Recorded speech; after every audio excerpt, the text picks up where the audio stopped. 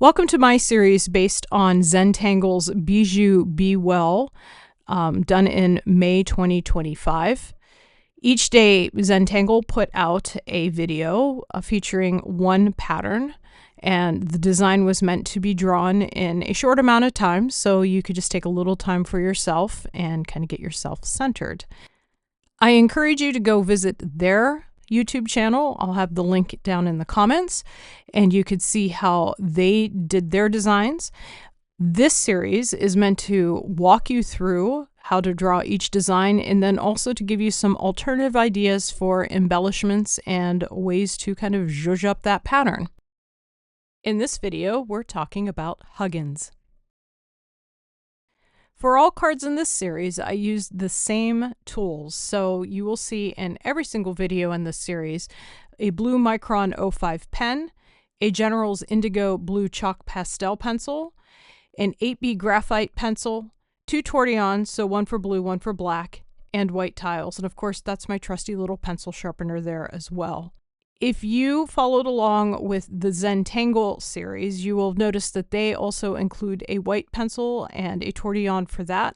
I chose to not use those for my series because I'm using a white tile, and I find that the white chalk pastel pencil really doesn't add very much to the design. Take a moment to gather your tools, get yourself centered, make sure you're sitting comfortably in your chair. When you're ready, let's begin. We start with no border, but just a seed-shaped string, so going diagonally, corner to corner. And once you've drawn your seed shape, you can put your pencil down and pick up your pen. Huggins starts with a series of orbs. So towards the middle of my seed, I'm going to draw 4 orbs. And I'm going to create some space between them because we're going to do a whole bunch of things between these orbs.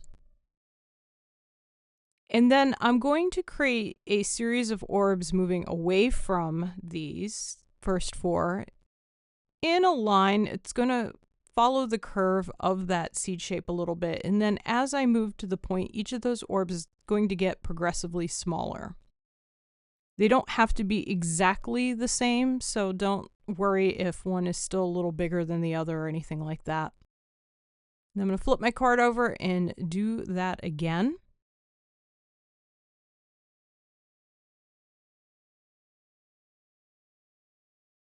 From here, turn your card so that the seed is kind of poking into your body.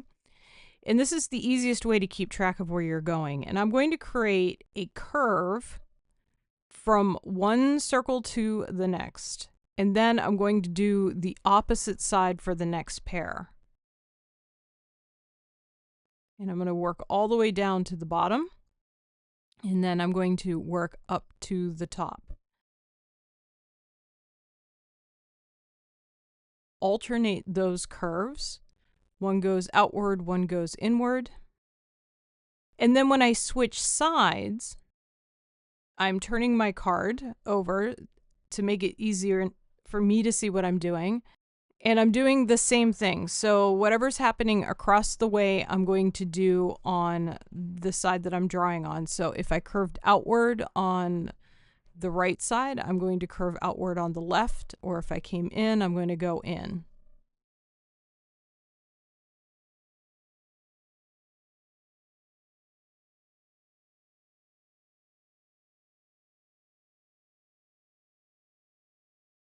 Then I'm going to turn my card again so that the seed is basically laying across my body this time. And now we're going to connect the pairs of orbs that already connected. So in this case, that pair of orbs, the line went outward. So now I'm going to curve inward. And that's how I'm going to do all of these. I'm looking at going either inward or outward, opposite of what the pair is doing, going the first direction. Take your time. This is one of those patterns where you have to kind of take your time and pay attention to what you're doing. It's really easy to take a curve and go the wrong direction if you aren't focused on the pattern itself. Just remember that for each set of 4 circles, one pair is going to have outward curves and one pair is going to have inward curves.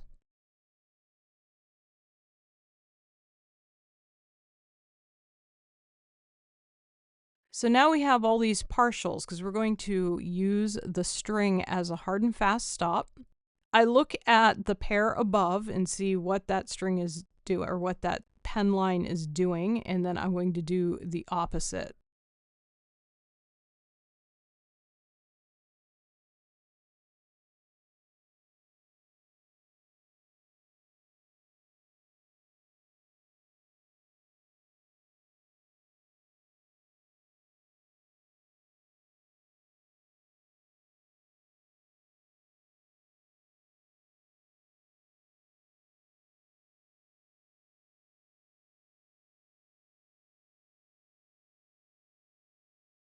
If you have space going into the point of the string, you can finish off those tiny little circles that you have.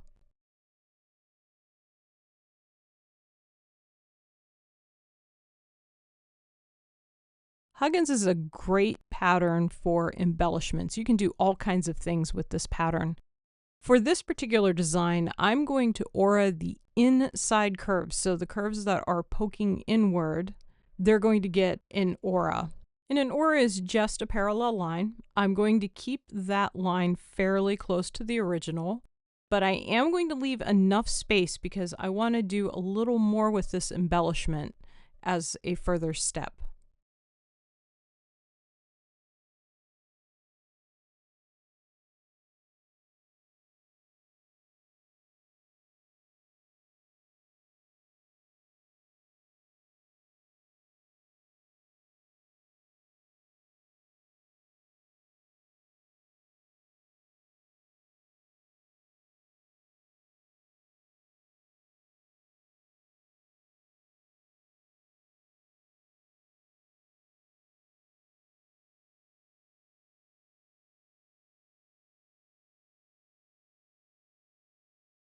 So yes, when I made this video, I did not get all of the lines on the first pass. I will go back later on in this video and actually get the sections that I missed, those partials. But the next thing that I'm going to do here is actually put a little tiny orb inside of the circles that we originally drew to do the cadent pattern.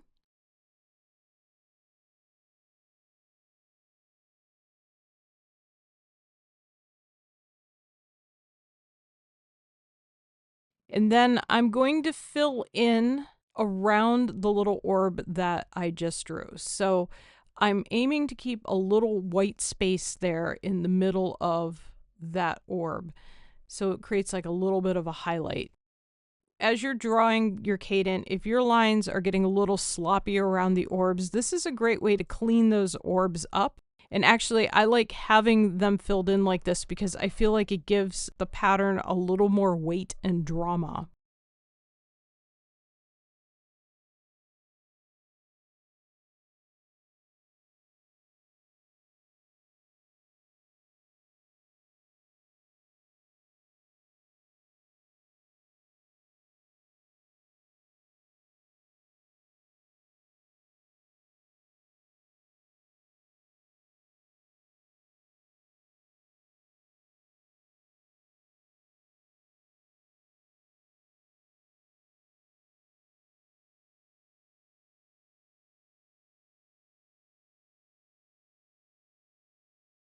So next we're going to do a really simple fill in each of those auras where I'm just doing little tiny lines and segmenting off each of those aura strips.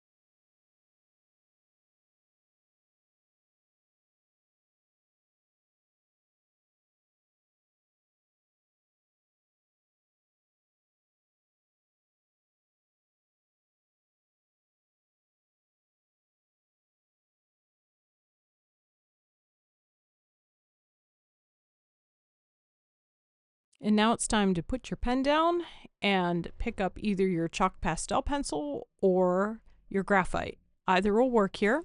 So to make this look woven, we need to make this look three-dimensional. So where each of these bands would say tuck in underneath the cross piece, I'm adding some color, or if you're using graphite, this is where you would put your graphite.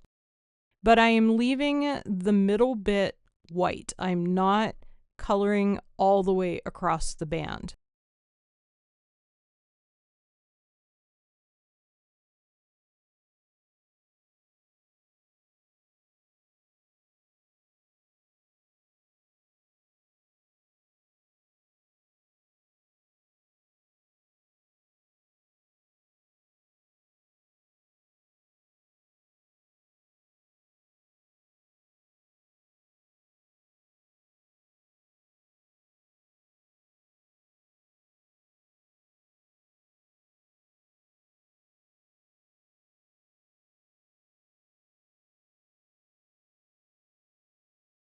And while I have my pencil in hand, I'm actually going to fill in that little space in each of the orbs, and I'm just going to color that blue. This is optional. When I was creating the card, I just was inspired to do it.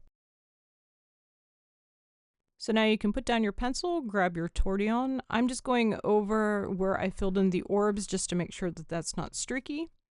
And now for each of these little bands, I am blending out my blue. So I'm pulling it away from where I was drawing and bringing it towards the middle of the band, but then making sure that I don't fill the band in entirely so that there's a white spot or a very light blue spot there in the middle.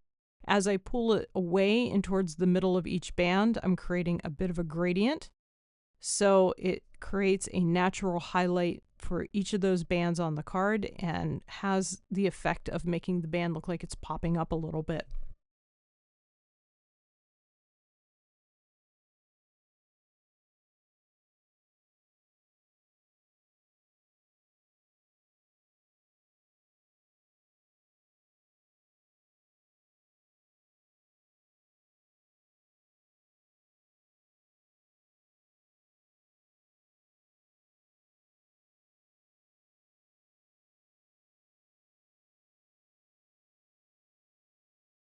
And now I'm going to grab my graphite pencil. If you've been using graphite all along, you may not need to do this, or you might want to add a little more. I'm running some graphite along the inside of each curve. I'm actually going over the aura line. I'm picking up what didn't get any shade when I was doing the blue part.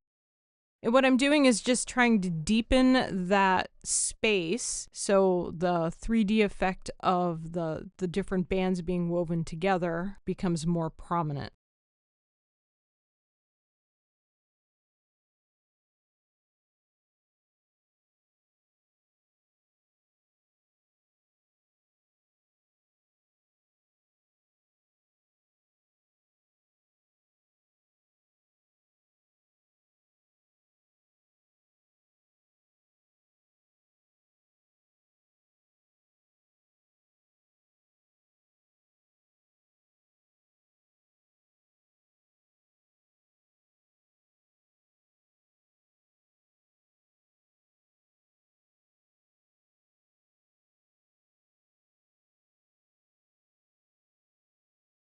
And now I'm just grabbing my tortillon and blending out all of the graphite. I'm keeping it close to the line. I'm not really pulling that too far into the blue.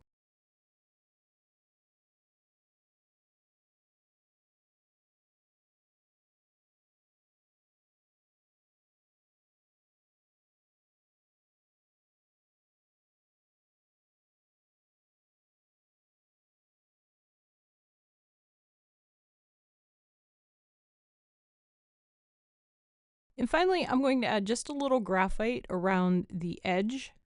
So basically going over the original string line. I'm not adding too much. And then I'm going to blend that out, keeping it close to the edge. I'm not going to pull that very far into the design, and I'm trying to also not pull it too far out onto the white. But that just cleans up the edge a little bit. Take a moment and admire what you've created. And when you're ready, find a spot and add your chop.